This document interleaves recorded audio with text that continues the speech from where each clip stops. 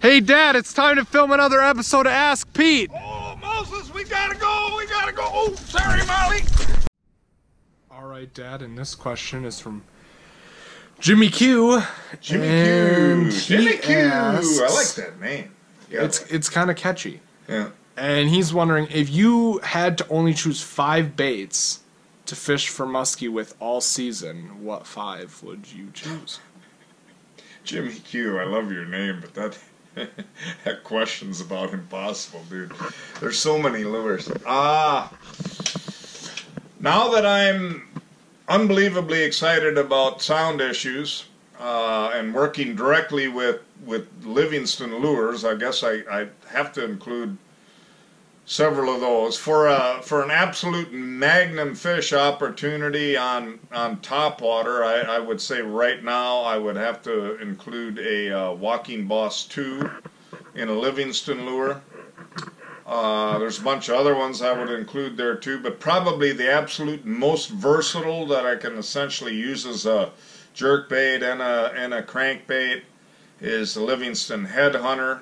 Unbelievable trolling, casting, twitching, whatever. I would have to say, and I might mention a couple of baits here, but tail type topwater lures as well.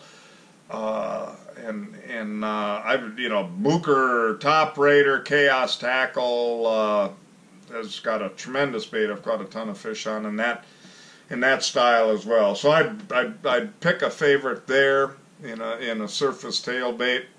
And soft plastics you absolutely gotta have. I would say a Red October tube. I've probably caught the most fish on over the area. A bunch of different weights, but I would say that one as well.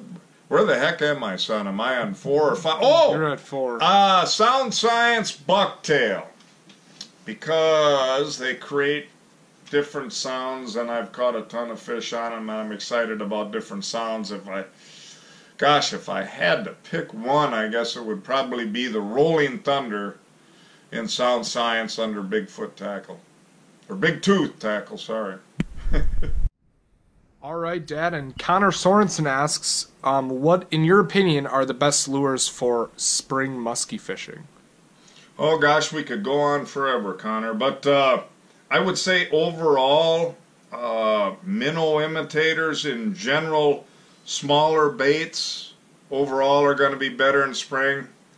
I won't even bother going on and on about theory, but I have really found that to be the case in most places early on. So you should include small spinners of some type, whether they're inline or spinnerbait style, but around the 6-inch mark in jerkbaits and crankbaits, minnow-shaped baits in a lot of cases can be very consistent. The other thing for tough conditions would be soft plastics of some type, and there's a ton of them out there now. Generally, you're going to want shallower running type stuff, but smaller soft plastics, whatever you're comfortable with, these are the things that are going to produce overall more fish in the spring. I would add one thing though, and that's topwater. A lot of people don't think about topwater early in the season, especially really early. I think that's a mistake. I would at least have a few topwater along, and if I had to pick one style, it would be a zigzag topwater style like the Livingston Walking Boss, but have something like that along. Even if you don't use it consistently, it is probably the best success I've had as far as a go-back presentation. In other words, you spot a fish, you want to come back later, try and catch them. Surface lures will generally get that fish to bite more than any other type.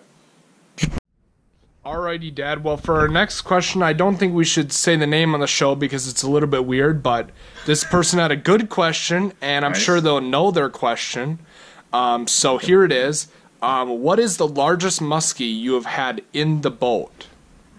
Oh, for sure measured that, and I gotta say that it's been a long time since we actually measured fish, but I'm sure it's about the biggest we've actually landed, and that was 56.5 inches. That was measured for sure. John Gillespie caught it. We were trolling out east on the St. Lawrence River with my good friend Mark Thorpe.